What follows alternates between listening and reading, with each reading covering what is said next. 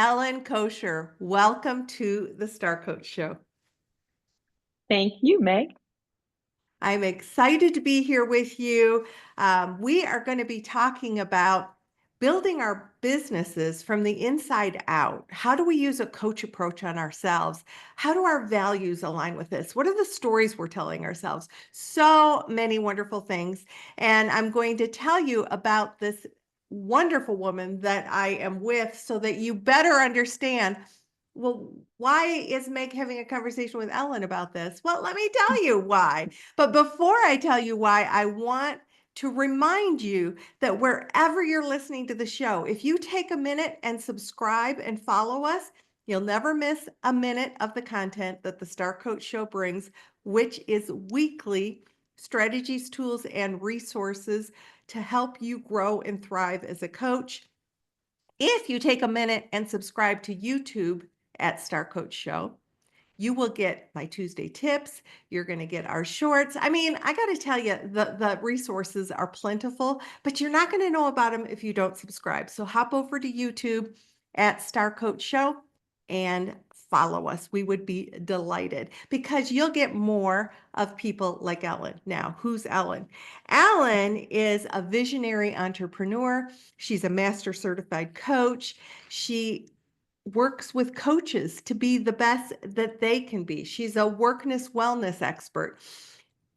She's many, many things, and the full bio for Ellen will be in the show notes and below this video on YouTube. But this is the key thing I really want you to know about why I wanted this lady here. And that is because she is as passionate about helping coaches thrive as I am. And the coaching community is just this beautiful place to be. Ellen reached out to me and said, I just listened to your episode with Fran Fisher. She's a friend of mine. I also want to help coaches. You're like, can I come and talk about? And I was like, absolutely. So the more perspectives we get, the people who have thrived. I mean, Ellen has founded 3 thriving businesses. So does it not make sense that we talk about these things together with all of you and give you some challenges, some things to think about in the way that you are approaching your businesses, the way that you're approaching the way you show up in the world? I couldn't think of a better person than Ellen Kocher to do that, all the way from Switzerland. So Ellen, thank you again. And when we think about what I'd really like to maybe start with, if it's okay, with not strictly a coaching conversation as I'm choosing where we start, but I'd love to start with the concept of using a coach approach with ourselves. Mm-hmm. Oh, I love that. Thanks, Meg. It's interesting because a few years ago I was asked to do kind of a TED Talk type thing for a major national conference in the US, actually. And they asked me to do something about my career journey. And I realized that something that's a little bit different with my journey, my path, is that I use a coach approach on myself. And I only realized it retrospectively. And what that means is when I'm going along my merry way in life and something feels either off or I observe an opportunity, or it could even be a struggle. It's not always a struggle, but it could be a struggle. I stop. I ask myself an open-ended question. I listen very carefully. And sometimes that listening can take a long time. It can mean a lot of swims in my pool. It can be a lot of walks. It can be a lot of talks, whatever it takes to listen. And then without judgment, I make the decision to move forward. And this kind of constant flow of asking myself that question, am I where I want to be right now? Am I where the stars are aligned for me to be right now? Is what I call using a coach approach on ourselves. Love that. The other thing that just bubbles up for me when you're saying that is the world is a noisy place, and there's a lot of demands on our time, on our energy, and that mutes our inner wisdom. So if we're not asking the question. And then if we're not giving ourselves the time and the space to have those questions answered in that. So first, are we, honoring ourselves enough to ask the question? And then what are we doing to make the space, the time, and the quiet to be able to hear the answers that bubble up? I love what you said there, Meg. And I just want to grab something because, and I bet you observed the same thing. What I've noticed with a lot of coaches is when they get out of coaching school, they've got that energy, they've listened, they kind of maybe find their niche, and they go for it. That's the thing, is they think they did it all right and they're good. They think they've done it all right and they're all set. They actually don't re-ask the question. So I think not only is it important to ask that question, of course, when you become a coach at the beginning, where do I fit? Where is my vibe? Where is my niche? That's kind of natural. But to continuously ask it after a year, after 2 years, after 3 years, and for me, it's now in year 25, and I'm rebranding again. I mean, it's, readjusting, adding cogs to the wheel. Love that. Even, right before we started recording, you were talking about completing some applications. ICF Converge is coming up. They just closed a request for proposals. And you, in your brilliance, was like, "What if I'm going to come to the United States for that? Let me do a couple different." So you were doing several applications for several different places you could talk. And then you said, so then I kind of had to look at a lot of different things. And I think this might be a good place to talk about that because you use the coach approach for I yourself totally then. did. And that whole concept of how are we looking within to say, what am I doing? Is it what lights me up? But also just even the foundational pieces of that. What were some of the things that you had to look at and then use that coach approach on yourself to refresh? Well, if we work backwards, we talk about that specific thing. I decided to apply to be a speaker at Converge. So as I was creating the applications, I was needing to find the words. I was needing to define the objectives. I was needing to really refine my offering down to something very, very clear. They asked me to upload pictures, and I thought, which picture is going to be appropriate for that? I took some new ones, Meg. Then it said, give your latest resume. And this is interesting because you have to upload your latest resume. We all have bios and resumes galore. We're sending them out daily for clients, for all kinds of things. My two sons have just finished. One is a lawyer and one is an engineer. They've just finished school. They're applying for jobs. They asked me to help them with their resumes in the last month or so. When I looked at my resume to put in last week for Converge, I was like, this is nothing as nice as what I've just done for my boys. What am I doing? I need to refine this. I need to upgrade it. So I used the information that I had, and I asked myself that question: what is the most appropriate resume for me today? And I radically changed it, radically. You had asked me a week earlier if I was going to do that. No need. Why? No. But it was that listening. It was the listening and adapting that actually allowed me to do that. And now, of course, now I'm going to take that resume and I'm going to go stick that as an upload off my website, and I will go backwards and use that it will filter into everything I do. And it's also full of newness. So people start seeing the newness, and that's, I believe, what keeps our clients interested as well. They need to see that you're updated. Yeah. And it's in that when we're revisiting our resume, we might be remembering things that are part of our fabric of who we are, but we've kind of forgotten about it. And that brings Totally, that up again. It can impact the messaging, right? totally, totally. Um, doing even some messaging around being updated, and it's informing the conversation that we're having right now. Mhm. So I just love the ripple effect, and I want everybody who's listening to think about, have I gotten sort of stagnant? Have I gotten where I'm just operating almost out of remote, this is just the way that not remote like far away, but remote control, sort of like Like on automatic rote. pilot. Yes, Yeah, automatic yeah, yeah. pilot. Exactly. and challenge yourself about that. What's bubbling up for you? I That's see the your word. What's thoughts. bubbling up for me? And again, this is something I'm sure you've encountered. The most common thing that coaches say to me is they say, I'm doing it all right and I have no clients. I've got everything lined up. I've got the fancy website. I've got this, I've got that, I've got this, I've got that. And then when you actually dig a little bit deeper, often the website does not reflect what they're doing or who they are. Often what they created was kind of maybe a dream, but it hadn't been checked. And this is where, when we had our first conversation, we came up with this notion of from the inside out. Sometimes it's external influences, like my boys' resumes, that kind of, I don't think if I hadn't done that with my boys, I wouldn't have had the inspiration to do my own. Like, well, I'm not going to let them be cool and not me, right? So I'll do my thing, right? It's totally that.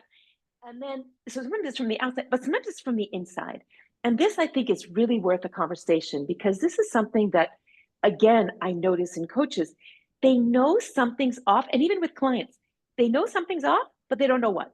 When we start our coaching conversations, what would you like to be coached around? I'm going to take a very typical example I used to get about 20 years ago when I was working in weight management. I want to lose weight. And you'd be like, okay, you want to lose weight? Well, great. So we're going to work on losing weight. And honestly, by the third session, weight was the effect of many other things that needed to change in their life. And it had nothing to do with the weight.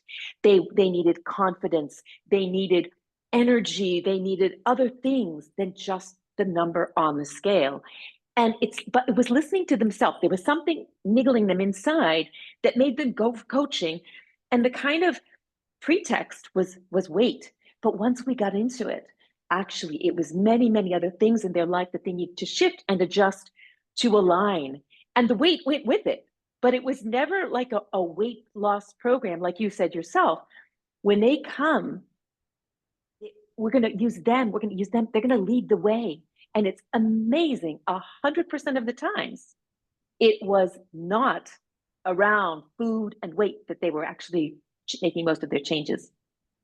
Which is so key, because the reality is, if it's just about food or exercise, people know how to do that. I mean, they might need the accountability and some, but really, it's not a lack of knowledge. It is No. often the underlying motivations and stories we're telling ourselves, and struggles that we have that are getting in the way of putting that basic information together. Now, when we can align all that, then those important things to us happen. But and that's whether kind it's of an weight loss, inside driver. yes, That's the inside driver, exactly.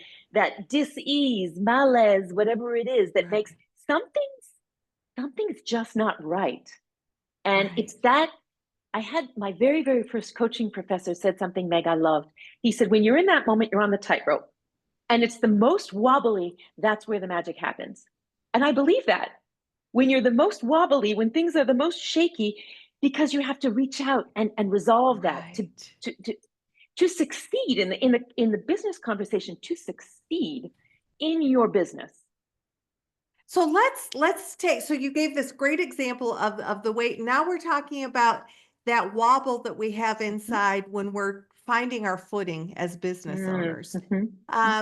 What would you say you would encourage people to think about if they're in that place of wobble? Like what are some tips for really working from the inside out? I think we all know when we feel the miss. Yes. Finding the unmiss is a little bit more complicated. The first thing that I would invite to do is to say, who are you? Because 99 times out of 100, who you are is going to be representative of the people you serve. And I can take another very simple example. A young mother working as a professional. She is probably not going to be coaching longevity 80-year-old people looking to up their energy. Most likely, she is going to be coaching young mothers struggling with professional life. That's who she's going to resonate with. And of course, on our life journey, we change. We change age, we change status, I recently was with someone, a young coach who is starting her business. She has recently divorced, and all the struggles she had in her divorce, she's becoming a divorce coach. So as we evolve in life, I would invite everybody to look inside. Who are you? Who are you? And it's the famous being and doing. Who are you being? Who do you want to be? And maybe even what do you do? Because once again, if I take the example of that divorcee, and maybe it's not a career or anything to be divorcee, but she will resonate with people that are divorcees. That's the what. Right. That's kind of the what.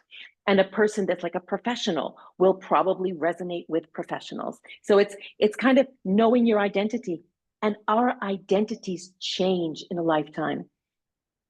I want to just link into one other thing, Meg, because earlier on we were talking about values, and values is one of those things that we are so well informed about in coaching and that we use all the time in coaching. I had a discussion with someone recently about, I actually said, I believe, well, our values change in a lifetime. And the person said, of course they don't. They're ingrained when you're a child and your values stay the same. And I think this is Wow. worth a conversation because I believe, yes, values stay the same, but they change in priority. Right. Example, money. When you're 24, my boys looking for your first job, money is super important. They need to pay their rent, they need to pay their insurance, they need to pay for their car. They need to have, they need to value money within the first job they're going to have. It's important for them. Someone else who is maybe 60 looking for a new job, maybe has a different positioning on money. Legacy might be more important at that time, or impact, or something else. So I believe values shift. I would love your thoughts on this, by the way, because it is a really kind of it's kind of a hot topic. But I think if we can align with those values and where they prioritize in our lifetime, that allows us to do that shifting.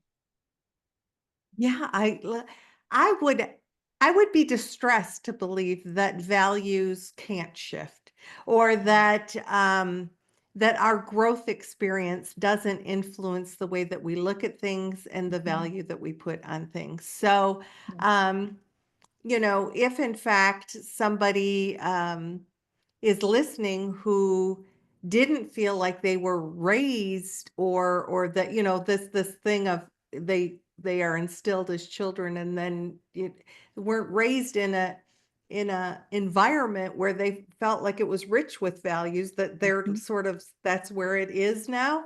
So Mhm. I strongly believe that we we are influenced by the experiences we have, by the Mhm. the new awarenesses that we have, and that, yeah, we might have some certainly some values and things we believe to be true, but I also believe that that can shift or be enhanced, Mhm. or sometimes the things that we value, we realize through a trauma, that Mhm. particular thing that we put so much value on really isn't as important. Like, how often do we hear people Mm. say, I wish I'd realized I couldn't take the money with me when I died. I really There needed to you focus go. on relationships There or you go. whatever. Mhm. And as you know, one of my businesses is in the longevity field, and it's with the 50 plus. And I think you're aware of the study that shows that the thing that influences people's longevity the most is actually relationships. Right. And when you do this kind of quick test of what's important to you and how much time do you spend on it, where is the gap? We see a huge gap in relationships. For example, they put it really, really high on the priority, but in terms of time, they're only spending 1% of their time on it. So I think this kind of awareness allows us to realign our values. I agree with you. The foundational morals and concepts we have are very much the same, but I do think that growth, and I know that in my case, as I changed my businesses, it was definitely realigning with my current values. I wouldn't be working with the 50 plus if I weren't 50 plus myself. It's Right. really something that made me say, you know what, this is important to me right now. And this is where I want to have an impact. the whole concept of values and decisions that we make for our Mm, businesses is something I'd like to lean into for just a second, because I'm wondering how often when you work with a coach, particularly a coach early on in their journey, they almost get paralyzed by this concept of, if I such a good word. if I'm picking something now, how do I'm I know I'm stuck. going to want to do it in, like, this is going to be like, it's something set in cement that this is going to be their life. And so I say Mhm, it's something that the now. So I love the fact that you've pivoted, you've transitioned, you've held mhm, on to some things, you've let go of other things. So that idea of, if I put a stake in the ground right now, mhm, what advice would you give to people mhm, around the whole concept of being in the moment, and also being open to your own growth and mhm, mhm. pivotness? I I just made love up a that. word. I understood it. That's even worse. Pivotness. Let's talk about pivotness.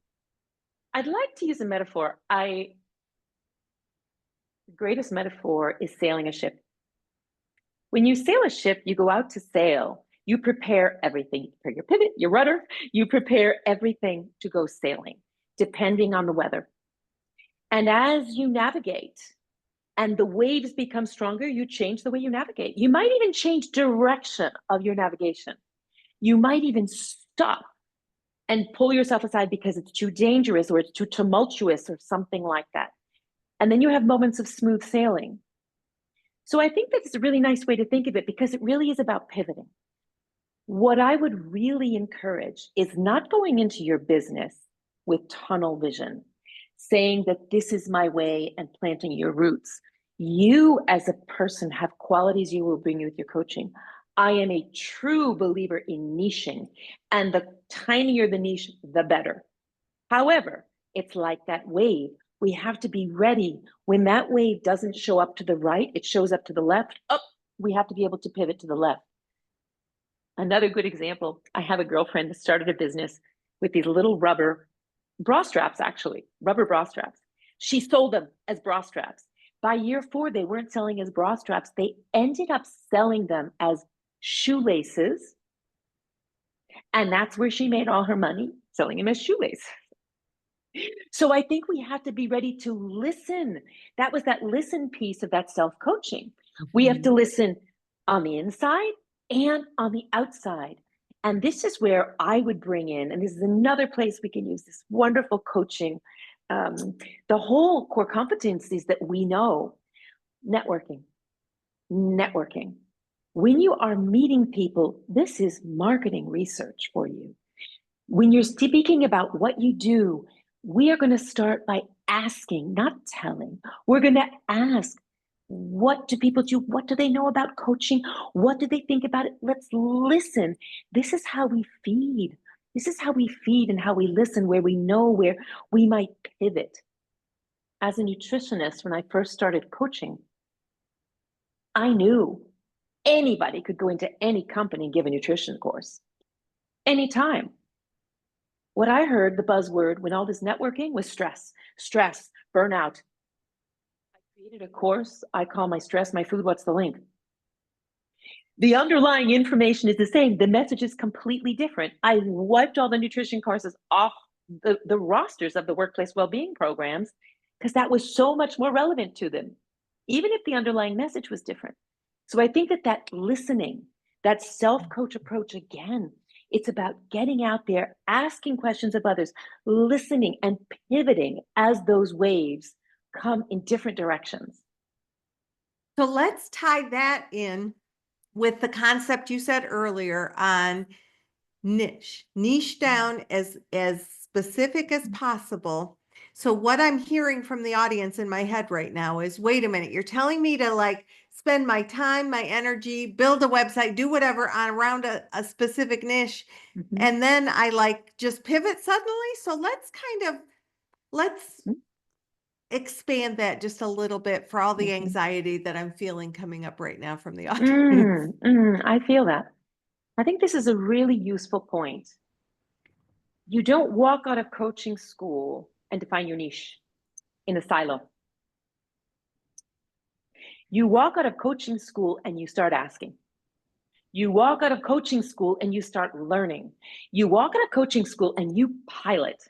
You know, those beginning, when the people are first getting their coaching hours, that's when you do those pro bono sessions.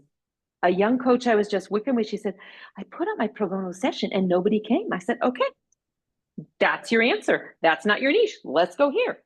So at the beginning, I think there's going to be that trial and error, like when you're out on your first sea, you know, you're kind of riding the waves, and you've got to go where the waves go in your direction. And you only know that by trying. So do not make the mistake of saying, okay, here I am. This is my niche and this is what I'm doing. And you go for it and you spend your money and your energy and all that stuff. Because afterward, it's not going to be aligned with you. I would do baby steps, like with coaching, self-coaching, right? One step at a time. Try, listen, observe, adapt. Listen, don't judge. It's not that you're a bad coach. It's that you're not in the right place yet. So I think there's a very valid argument for taking your time and working with the right people. If you can work with a team to actually define your niche, gosh, I found that so useful, even for myself, just listening to people. And most of my major pivots came from, honestly, major conferences where I was. I'd be like on the plane coming back and be like, wow, all that input did for me. So I think we need to be open to that and not working in a silo. Love that. And the other thing I want people to be aware of is after you do the work that Ellen's talking about and you get clarity, you might very well like be in that Test it, place yeah. and begin to build and test. Ellen has created 3 different lines of business, 3 different coaching paths, but each of those, you know, she's gotten specific about each one of those so that she's the go-to coach for those particular things. So the pivot doesn't necessarily mean that you completely throw out everything It you've done certainly does before. not. Thank you for saying that. Yes, you're right. And with that, it becomes what are you like? I worked with a coach who is a relationship coach for women. She's built her website that way. That's the work she does. That's the work she enjoys. But that doesn't necessarily mean that men who are looking for don't reach out to her. And then she determines, are we a fit? But it's her clarity about what she does and how she does it that attracts people who are looking for that, Exactly. even if they're a little outside of her niche. Absolutely. I have one coach that I'm working with currently who really focused her work around young mothers. And now her daughter's going off to university. She's no longer a young mother. And in fact, she got some requests from a local doctor's office, a very concierge service doctor's office, to actually put some brochures out and coach with the patients of the doctor's office. She happens to be a health and wellness coach. And so we needed to shift her website. And we went from moms to parents. And we actually ended up dividing her website into 4 parents, 4 businesses. Now, just imagine a mom comes into that doctor's office. She'll be even more attracted knowing she's got the specialty not only in the doctor's office, working on preventative health with the patients, parents. She's kept it at parents. That way, we're getting a lot of the population. And she's got the mom side. So it's just a gentle shift. I'm wondering, Meg, it might be interesting to actually look at how my path went between I was wondering about that. to the third one. Let's talk about your sort of your journey and your pivots. Yeah, it could be super interesting. So I will go back now about 12 years. Prior to 12 years ago, I don't even know the years, the dates, doesn't matter. I had been working for Weight Watchers at Work, setting up workplace Weight Watchers programs, weight management, which was why I mentioned weight management earlier in the workplace, and it got me really into the corporate setting. This being said, prior to that, I was 10 years in finance because I am an economist by my original, my first bachelor's degree. And at one point, I was working for Weight Watchers, and I realized 2 things. First of all, this was my aha moment. the HR, the management I was working for, they had other issues than weight in their staff. They had sedentarity, they had burnout, they had stress, they had lack of sleep, all these things this weight management program didn't address. And I felt like I wasn't getting the nail on the head with management of companies. And then I saw people losing weight and I saw them yo-yo. People would yo-yo. And I had lost weight very successfully with that program. So I was walking the talk, which was great, resonating. But at one point, after 10 years, I thought I wasn't aligned anymore. It wasn't working. It wasn't working for people. And I thought, I need something else. And when I quit, that's when someone said to me, Ellen, you can't quit what you're doing. You walk the talk. She said, that one person changed my career. And she said, you walk the talk. You've got to keep doing what you're doing. And I said, what am I going to do? And that's when I started my career as a health and wellness coach. Of course, I created my first business. I niched on workplace wellness. That's where I was. Made perfect sense. Mm-hmm. And Yeah. most of the people I had were young professionals. I was young professional, 40 something, right? Great. Did it for like years before I did my first pivot.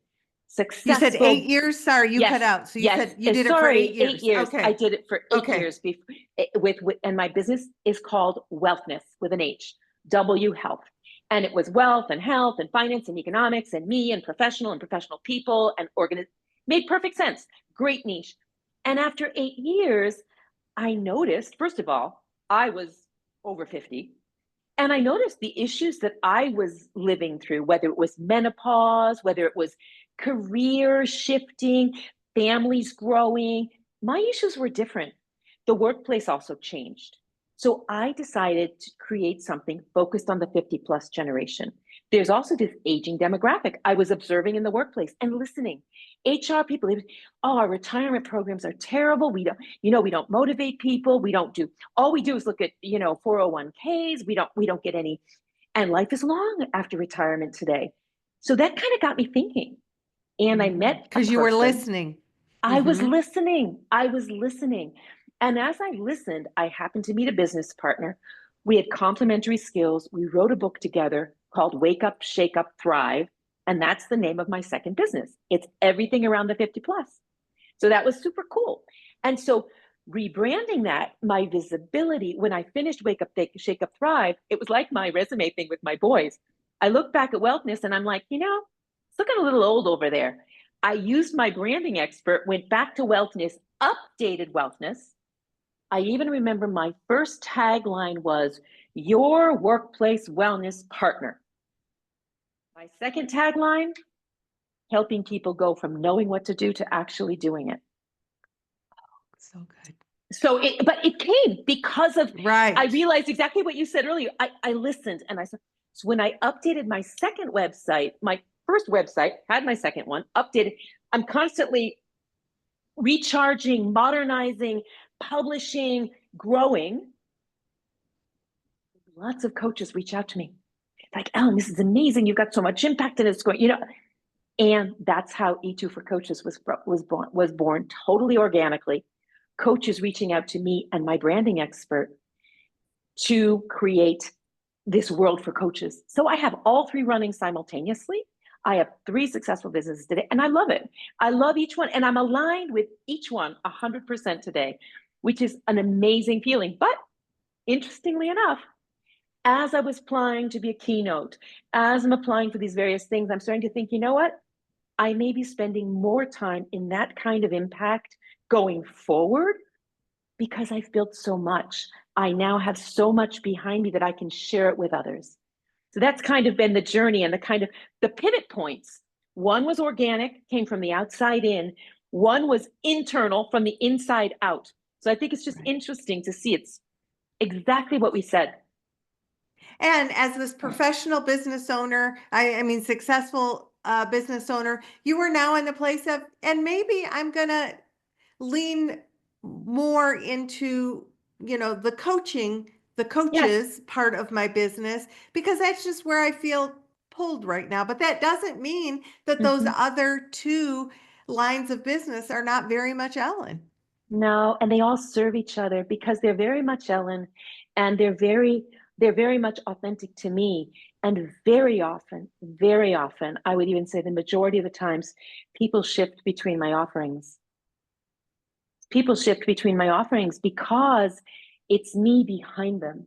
The same Right. organization that's hired me for years for wellness work is now hiring me for Wake Up, Shake Up, Thrive work. So it just makes sense. And the other thing that I want to emphasize for everybody is going back to what we talked about early on in this interview. You are super clear. Nobody would look at your stuff and say, I'm confused about what Ellen No. does or what Ellen Mm-mm. offers. So we go back to when you go back in and you look at things and you update things and you make your offers clear, you make the value proposition clear, then people can say, oh, I see how she's bringing value here, and I can see how this can bring value. So it all kind of goes back to, see how this all weaves together when you're really clear about what you offer in the niche that you work with and what it is that you do. So as much as I would love to continue to visit with Ellen, I know that our time's coming to a close. So what if you had like one closing remark that you want people to really have sticky in their brains, what would that be? You know, it's interesting. As you were speaking, I was realizing that I was thinking about something I didn't say yet, and I think it's important to say. And I'll start by quoting Barbara Streisand because she's an amazing old lady at this point, right? But Barbara Streisand says something that I will often say to my coaching clients as well, which is people who need people are the luckiest people of all. And, you know, sometimes people feel guilty. Typically, if they're going for coaching, oh, I need coaching, or they feel guilty because they spent money on a website and they no longer, whatever, that guilt thing. And what I would say is reach out. You will have noticed that each one of my pivots was accompanied. I work with other people. We pair up. And especially if you're a solopreneur, please reach out to other people, speak with other people, share with other people, collaborate. Never feel that you're in competition. There are never enough coaches in the world. And I think that's the one thing I would say. Use that as your guiding light. Use other people, speak with other people. We've put together, I'm doing now a monthly 1 hour free coaching lab where coaches show up with questions. That's all. Wow. And it's not about me. When I hear coaches among them giving a value proposition and the others going, well, wait, what about this? And what about that? And I've got them all thinking in terms of their value proposition. It's just magic.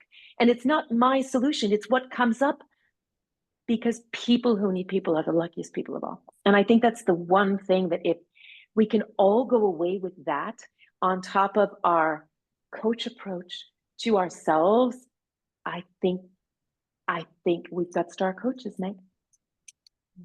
Just beautiful. Ellen, it has been such a joy to spend time with you.